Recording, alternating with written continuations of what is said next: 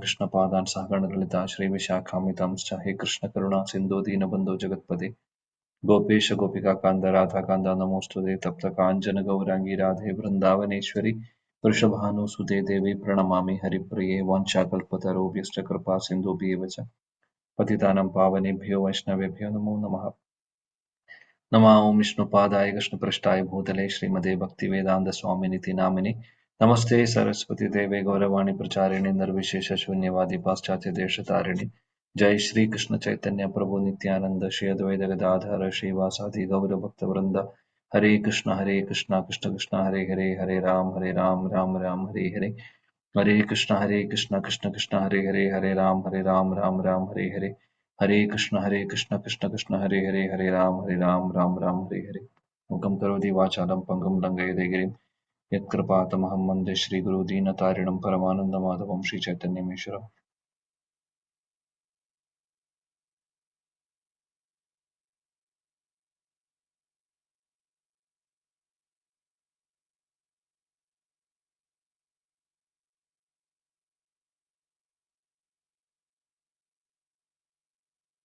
So last class we were discussing about uh, Siddha Prajna's response to the dualities, which is the answer to the question number 2 of Arjuna. What are the how the Siddha Prajna respond? Kim Prapaseta, how does he speak? Right? That was the question on receiving praise or blame or affection or hate or any dualities, happiness or distress, how he will respond to the situation, to the dualities. So 56 and 57, Krishna answers this question. Now 58 to 63, these verses will be answering the third question, Kim Asita, how does he sit? Means how does he restrain his senses from sense objects? So that's the theme of discussion for today. So let's begin.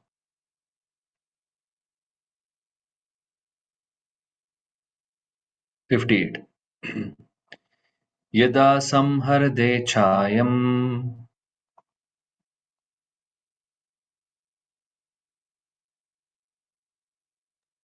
Somebody please recite. Yada samharate har. One more time, please, Prabhu. Sorry. Yada samharde chayam.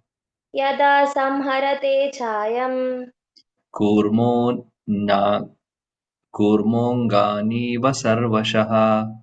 Kurmonganiva sarvashaha. Indriyani indriyarthebhyas. Indriyanindriyatthebhyas. Tasya prajna pratishtita. Tasya prajna pratishtita. Translation: one who is able to withdraw his senses from sense object, as the tortoise draws its limbs within the shell, is firmly fixed in perfect consciousness. Hare Krishna. Thank you. So here Krishna is saying again how he is responding, how the Siddha Prajna responds, or how does he restrain the senses from sense objects, right? So basically, how does he control his senses? This is what the theme of the discussion. So Krishna is answering that. He says, Yada samharade chayam means one who is able to withdraw the senses, basically. Kurmo kurmonganiva sarvashaha. Kurmo means what? Tortoise. So just as the tortoise draws its limbs within the shell, indriyani indriyarthebhyas.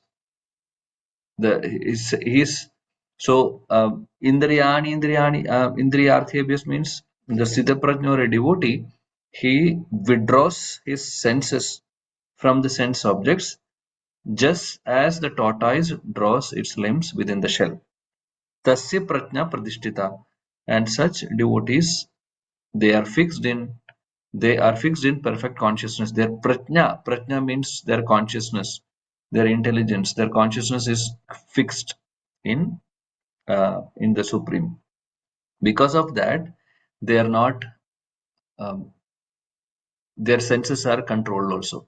So they can easily withdraw the senses from the sense objects, just as the tortoise is drawing its limbs within the shell. So that's the meaning of this verse. So I hope all of you have seen the tortoise. Tortoise, when it is walking or it is active, it will go. But if something is some danger, if the tortoise is feeling that there is some danger, what will the tortoise do? It will withdraw all the limbs, right? Then it will look like a simple only shell. All the body parts will be inside. Similarly, the devotees, we all have senses. We are talking about Siddha Prajna, pure devotee, or a devotee who is fixed in Krishna consciousness.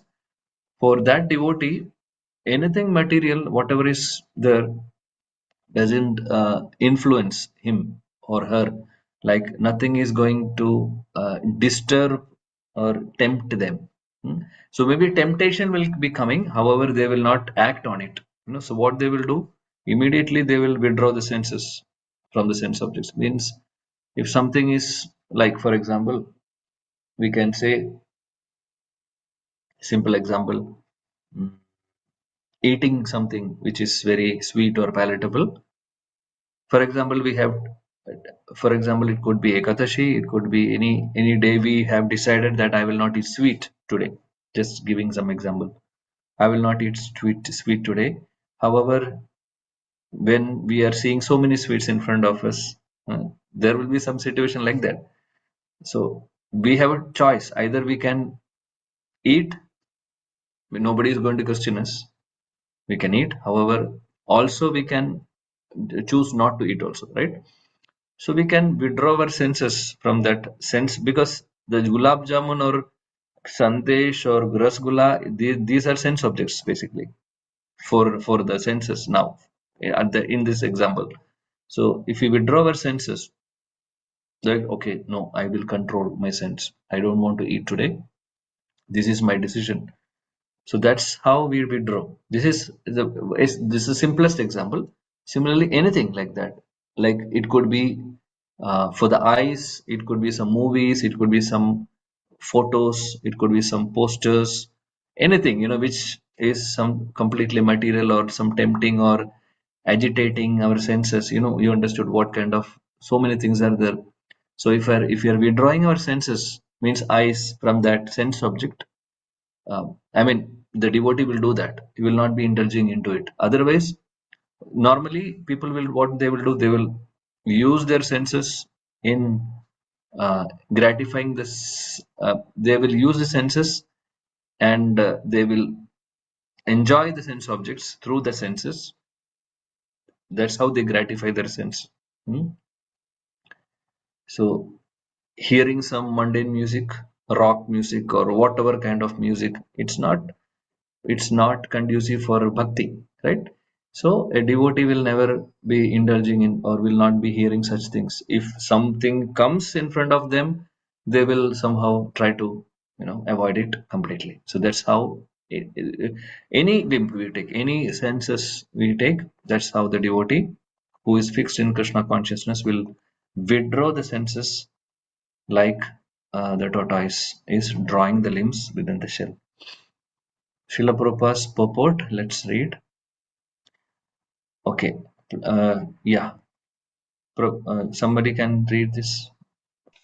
Hare Krishna. Yeah. Uh, purport.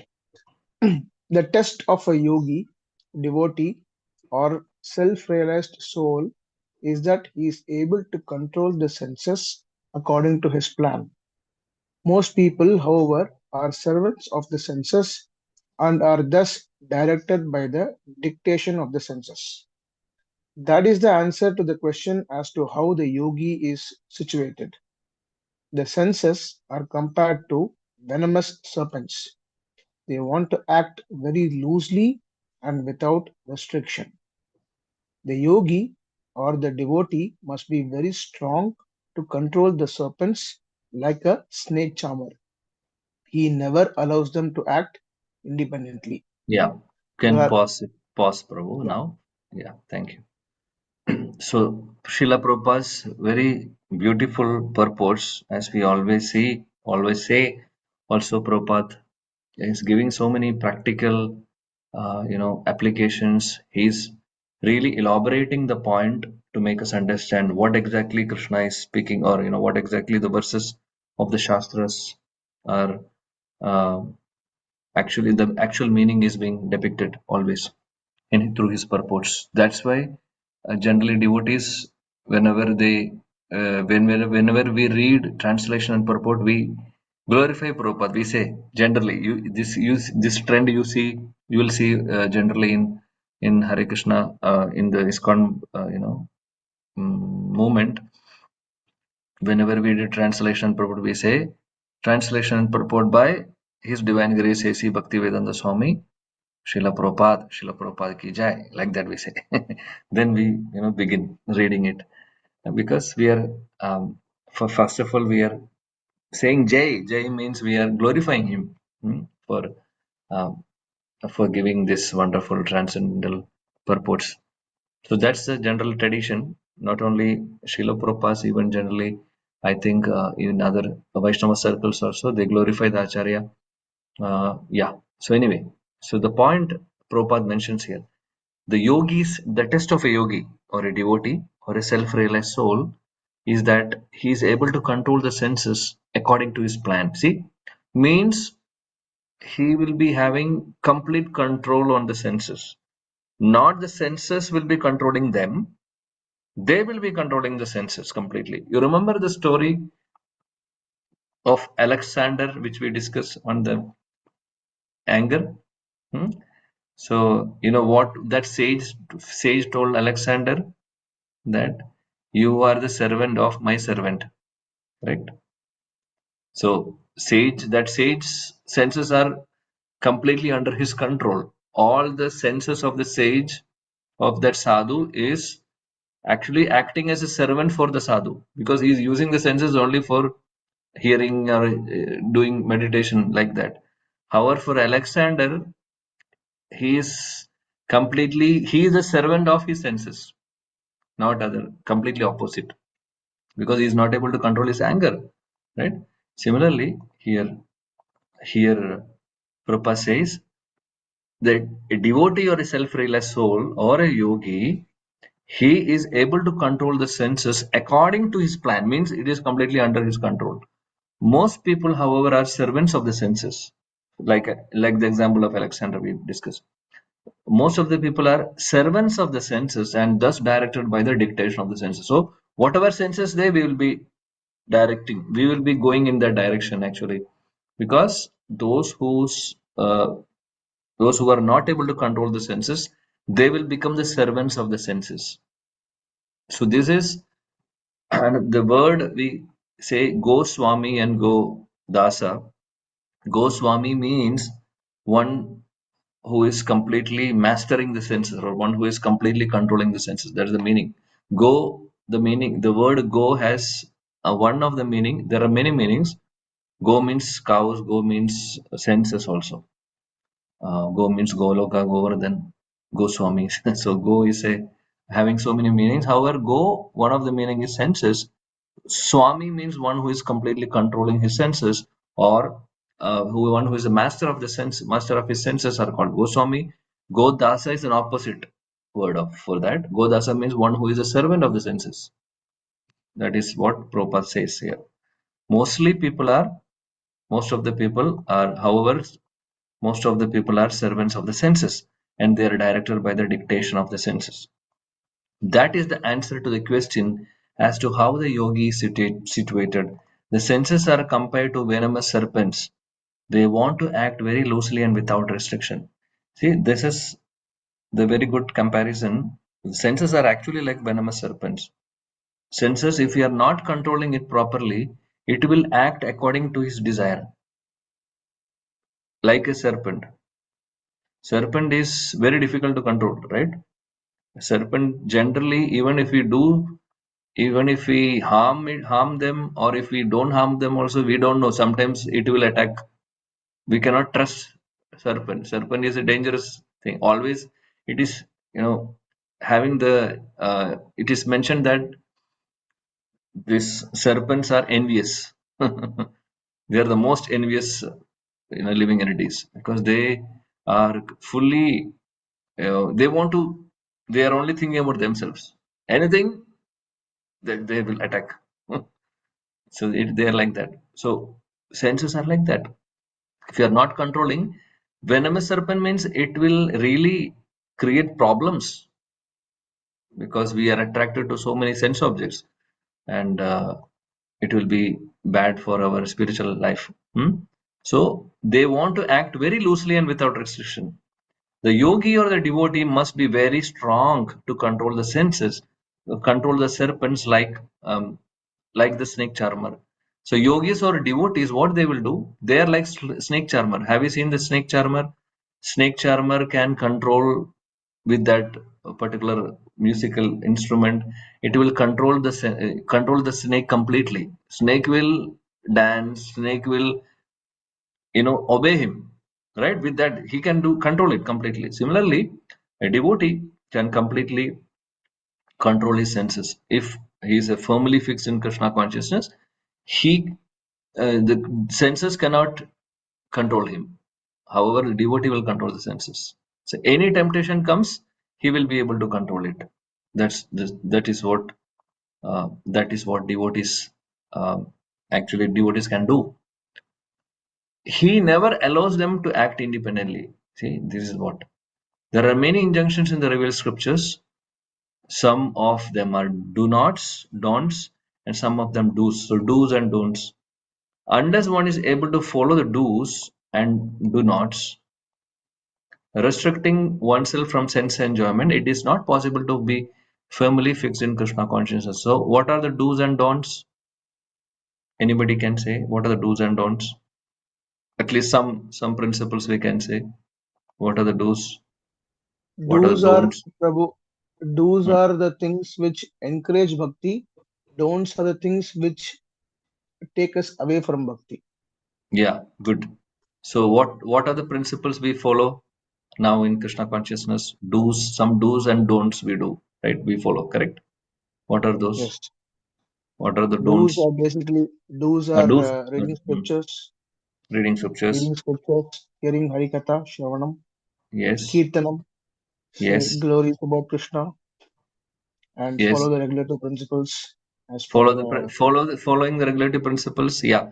So all these are do's, and don'ts are like no meat eating, Mhm. no illicit sex, no gambling. These are don'ts, right? So do's and don'ts. Niyama, yama, and niyama. In Sanskrit, it is called yama and niyama is do's and don'ts. Hmm. Okay. So now uh, he says, Srila Prabhupada is saying, we need to follow this. So, one who is able to follow the do's and don'ts, restricting oneself from sense enjoyment, it is not possible to be firmly fixed. So, if you do not follow these principles, anukulyasya sankalpa, pratikulyasya varjanam. Remember that also. Anukulyasya sankalpa, this is exactly what Prabhu you mentioned, that accepting what is favorable for bhakti. Pratikulyasya varjanam means what is pratikul, what is not favorable for bhakti, we should reject it. That is what do's and don'ts. If we don't do this, we will not be able to progress in bhakti. Not possible at all.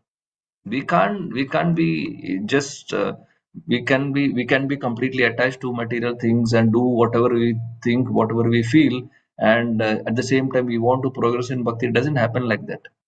Doesn't happen at all. So we should be able to control. We should take some actions. We should be trying to control our senses wherever it is required to be controlled. The best example herein is tortoise. The tortoise can at any moment wind up the senses and exhibit them again at any time for particular purpose. So we have seen the tortoise example that already discussed also previously, that a tortoise can withdraw the senses very easily. Whenever there is a danger, it will withdraw. Similarly, the senses of a Krishna conscious person are used only for some particular purpose in the service of the Lord and are withdrawn otherwise. So anything which is not conducive to bhakti, anything which is not conducive to Krishna consciousness, devotees must withdraw the senses.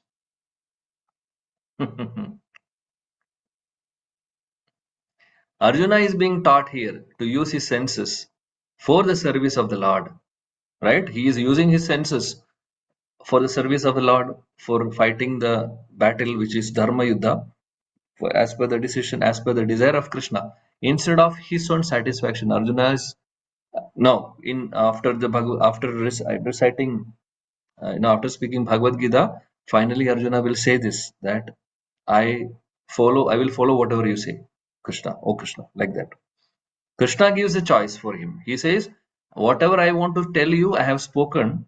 Now it is your choice whether you have to fight or no. It is up to you. Then Arjuna said, no, no, no, no. I will do whatever you say, whatever you have said. I completely understand. I am going to fight. Like that, he is doing. So Srila Prabhupada is saying that he is using all his senses in the service of Lord. So keeping the senses always in the service of Lord is the example set by the analogy of the tortoise, who keeps the senses within.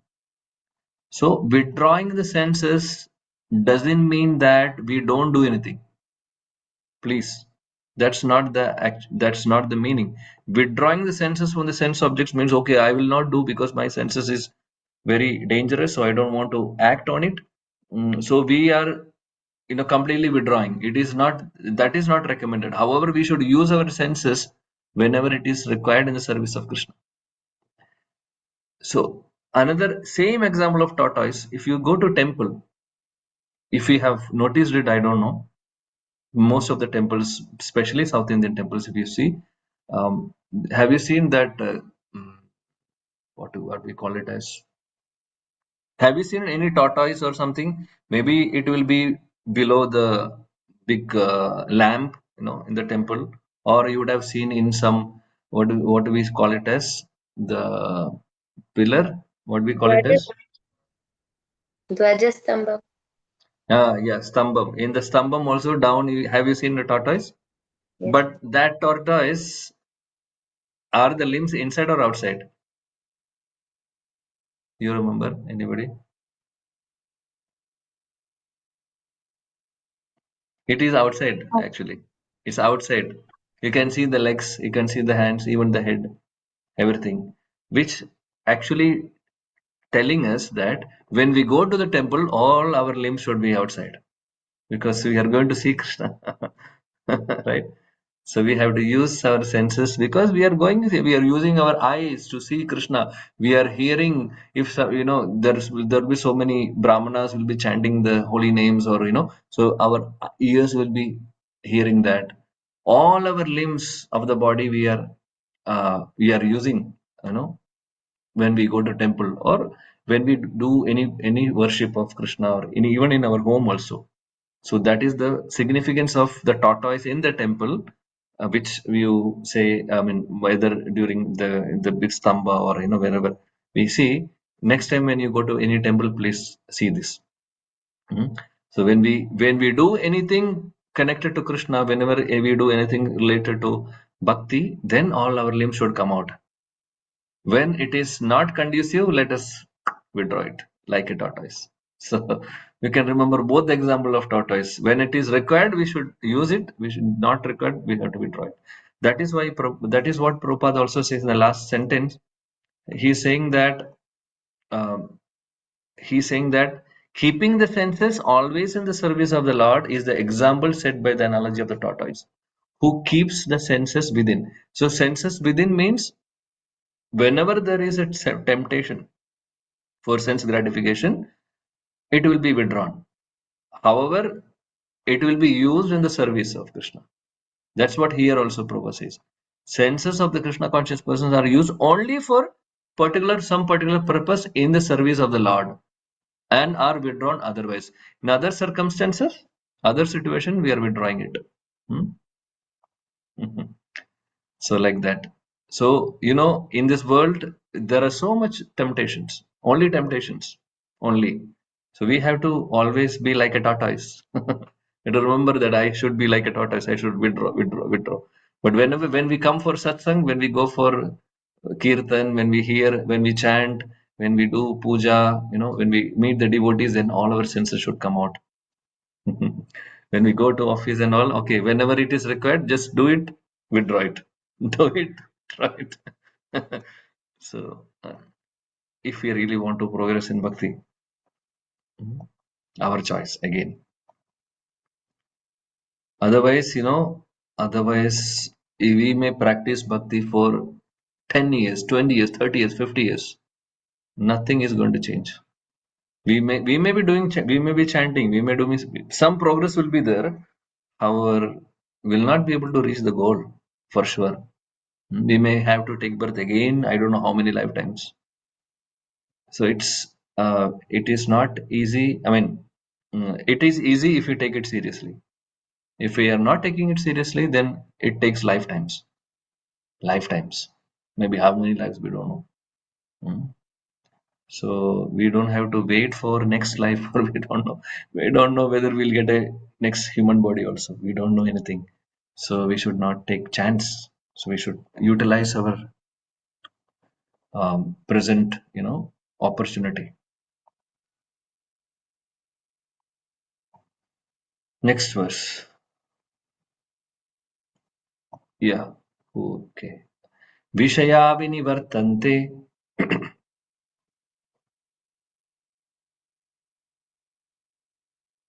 Hare Krishna.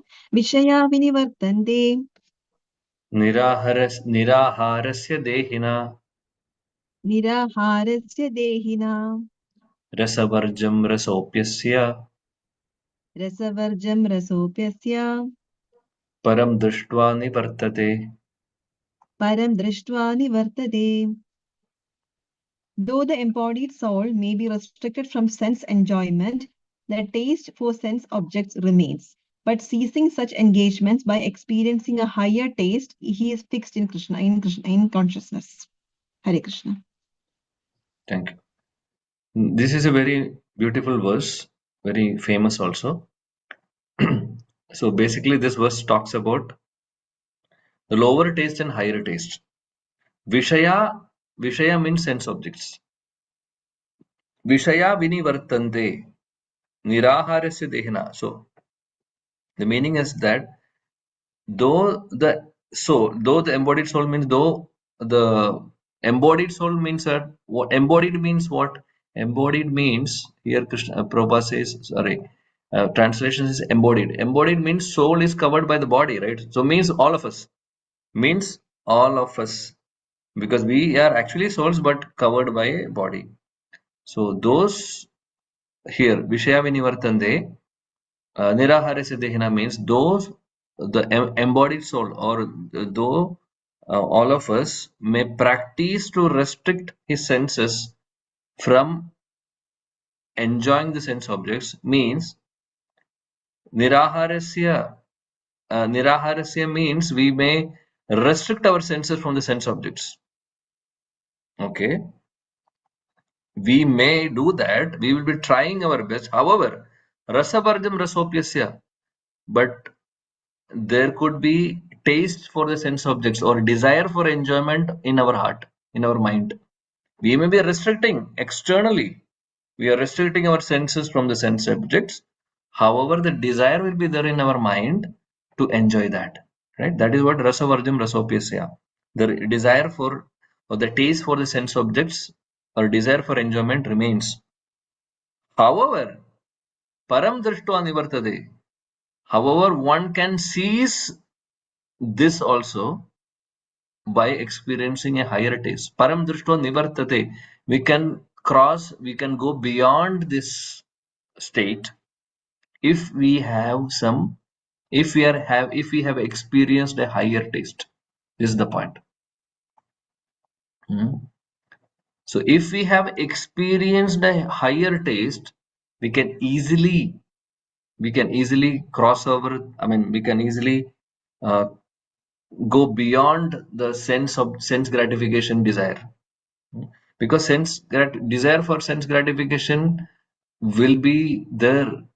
It's not easy to completely remove that, because it's a constant practice, not that one day it will happen. So initially we may be trying to restrict the senses externally, like for example the example we were talking about, we have taken a breath for today that I will not eat sweet.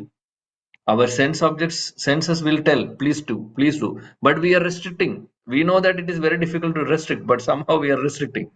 However, the desire is still in our mind, right? So desire is not going. However, if we really have a higher experience, a higher taste, in the sense, okay, I'm doing this Ekadashi Varda for the pleasure of my spiritual master, for the pleasure of Krishna. So that is my priority. Doesn't matter anything, any tempting things come in front of me, I don't care. So that's a higher taste. If because that person would have experienced a higher taste, for them, whatever is coming in front, oh, no problem. But others, it is like desire is there, and we are completely trying to restrict. So the point is that as long as we don't have this higher taste, there is always a danger. And this higher taste also should be consistent. It's not that one day we are restricting, tomorrow again we are going back to normal. Not in that way. So it should be consistent. For that we need to practice bhakti consistently. Then only this will be also consistent. Otherwise, sometimes we are restricting, sometimes we are not able to control, or sometimes we feel higher taste, sometimes we are not feeling higher taste. So depending upon how we practice actually. So this is the meaning of this verse. Though the embodied soul may be restricted from sense enjoyment, the taste for sense object remains. But ceasing such engagements by experiencing a higher taste, he is fixed in consciousness. Srila Prabhupada's purport. Yeah, please read. Somebody. Someone can read. Hare Krishna Prabhu, purport by His Divine Grace A.C. Bhaktivedanta Swami Prabhupada. Prabhupada ki jai. Unless. Okay. Unless one is transcendently situated, it is not possible to cease from sense enjoyment. The process of restriction from sense enjoyment by rules and regulation is something like restricting a deceased person from certain type of eatables. The patient, however, neither likes such restriction nor loses his taste for eatables. Yeah. Similarly, sense and One second. Yeah, you can pause.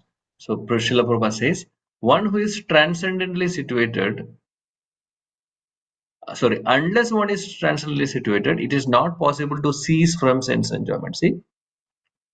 So unless we don't experience a higher taste, it is not possible to cease from sense enjoyment.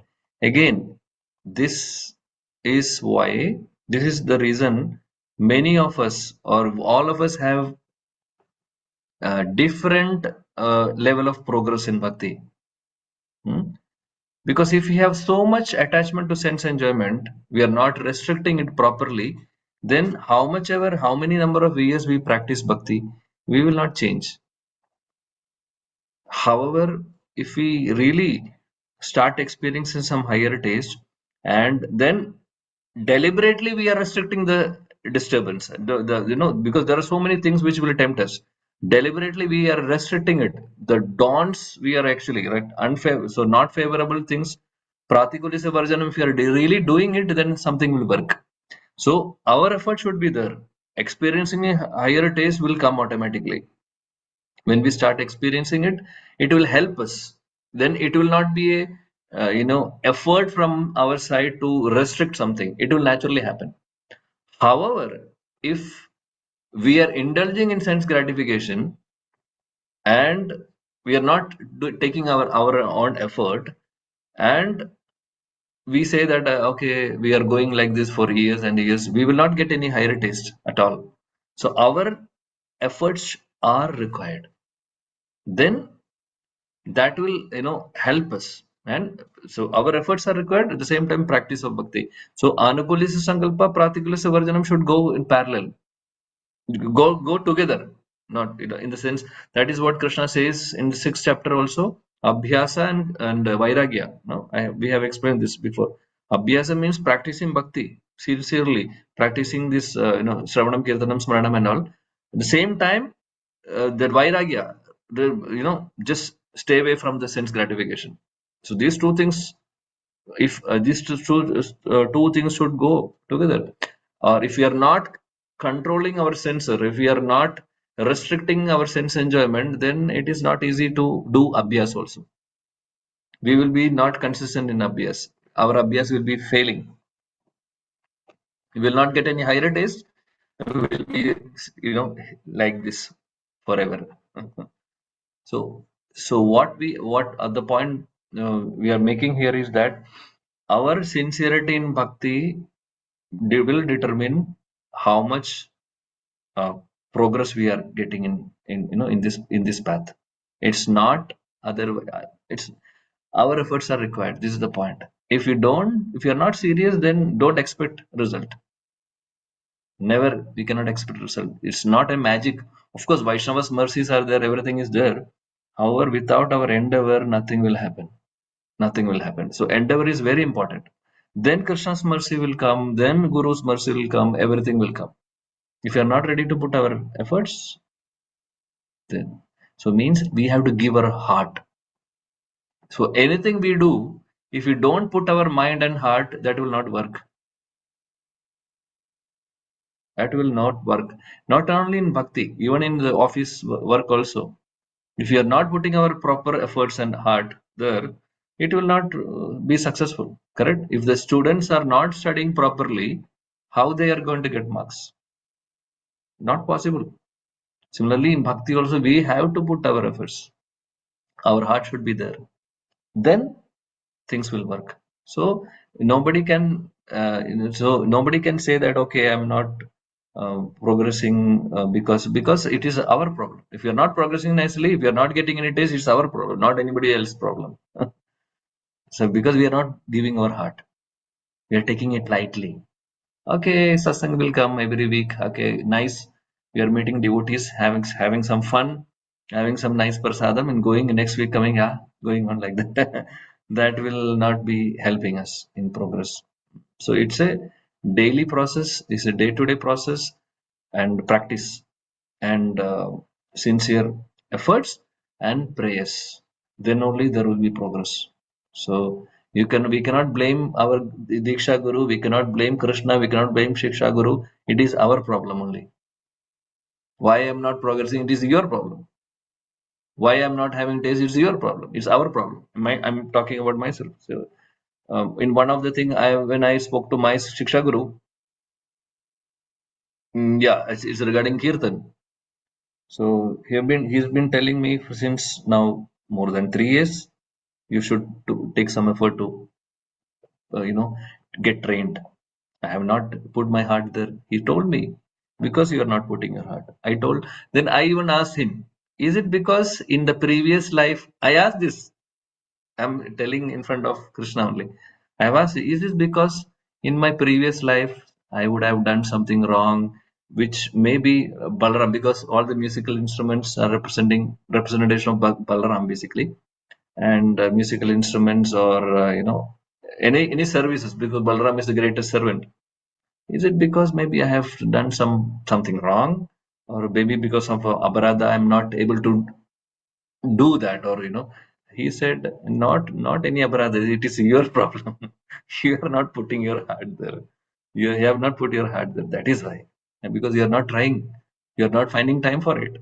So like that. So it is our we have to do it. Then only things will happen. Then things will happen easily. Then Krishna's support will be there, Guru's support will be there, Vaishnava support will be there. Okay. The process of restriction from sense enjoyment by rules and regulations is something like restricting a deceased person from certain types of eatables. Yeah. So this is nice, beautiful example. See, Prabhupada always gives such analogies for us to understand. He's saying that the restriction from sense enjoyment by rules and regulation means the rules, yama niyama. It's like restricting a diseased person from certain type of vegetables. We know that if we have some disease, the doctor will say, don't eat this, don't drink this, 1, 2, 3, like that, right? But that patient the desire for the patient is not going, right? Desire will be there for the patient, but doctor is saying, don't do it. So it is like that. So same, like Vishaya Vinivartante Niraharisi Dehna, that rasavarjam rasopyasya. So there will be desire in our heart or in our mind, though we are trying to externally restrict it. So the patient, however, neither likes the restriction nor loses the taste. Correct? Similarly, then Prabha says, yeah, please continue.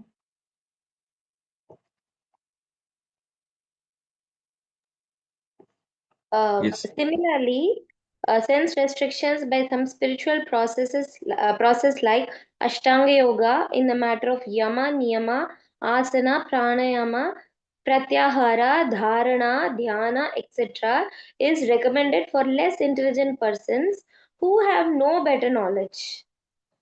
But one who has tasted the beauty of Supreme Lord Krishna in the course of his advancement in Krishna consciousness no longer has a taste for dead material things. Therefore, restrictions are there for less intelligent neophytes in the spiritual advancement of life. But such restrictions are only good until one actually has a taste of Krishna consciousness. When one is actually Krishna conscious, he automatically loses his taste for pale tea. Hare Krishna. Yeah, thank you.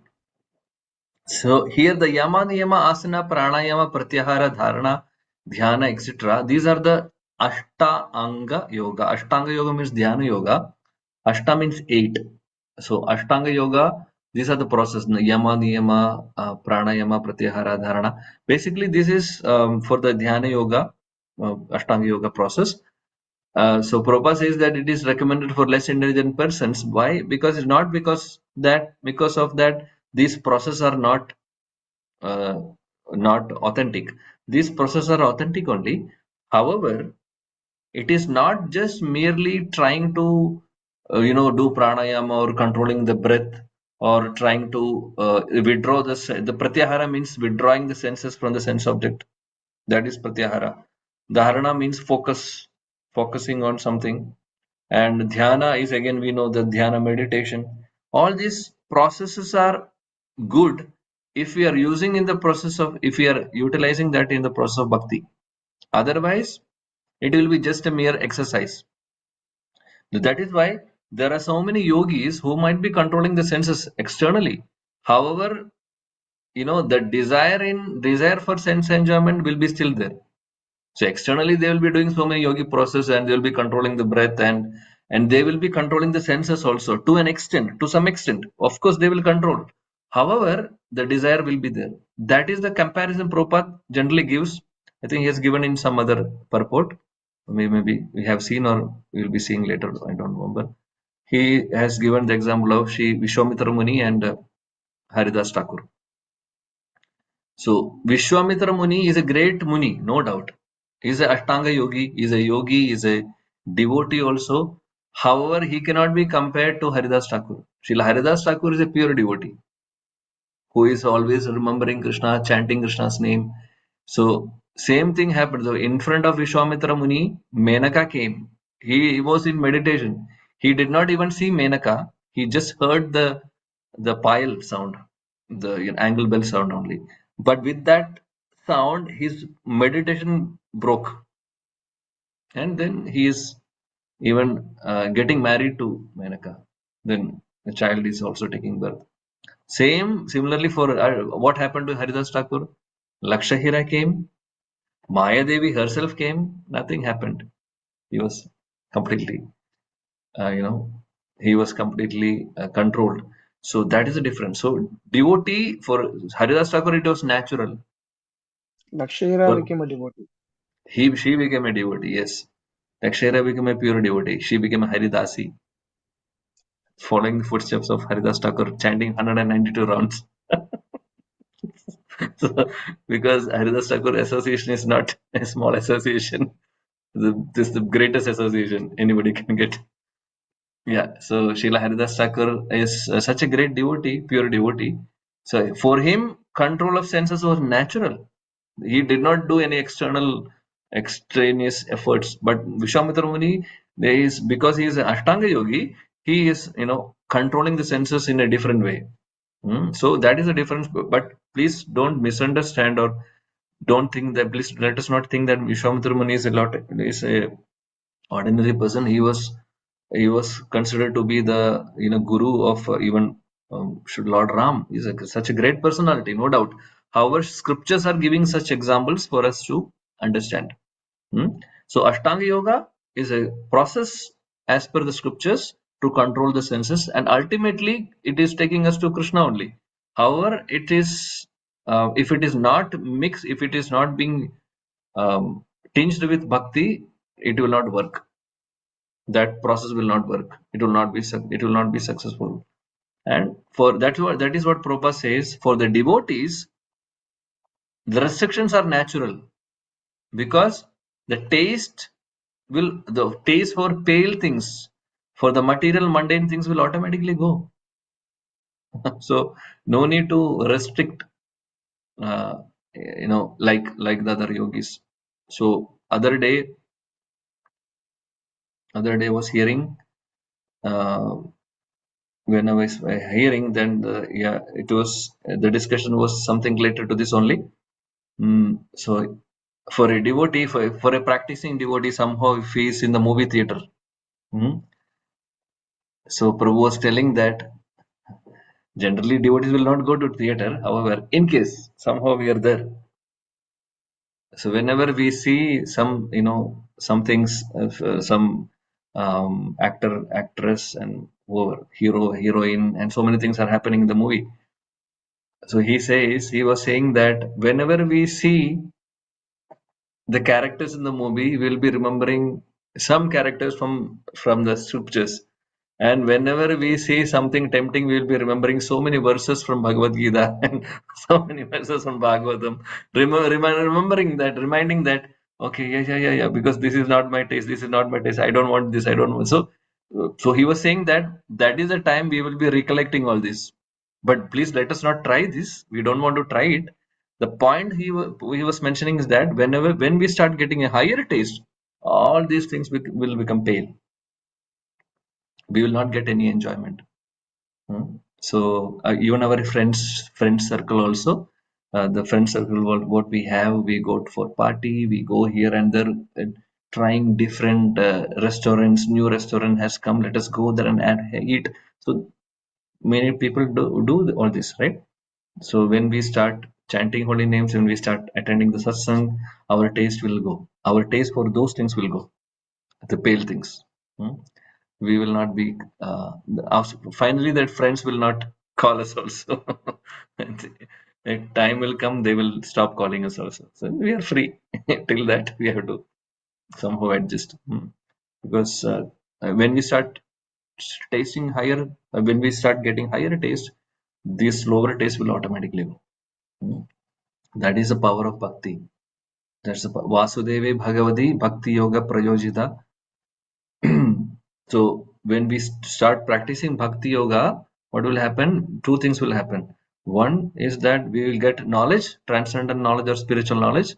And secondly, we will be having this Vairagya. Vairagya means this renunciation. We will be feeling that material, these pale things. I mean, we will reject all these pale things. That automatically the renunciation or that kind of vairagya will come. Virakti will come in our heart. That is the power of bhakti. Yes. So these are some points from the purport. So let us stop here for today and continue Krishna willing in the next session. Hare Krishna, Krishna Krishna.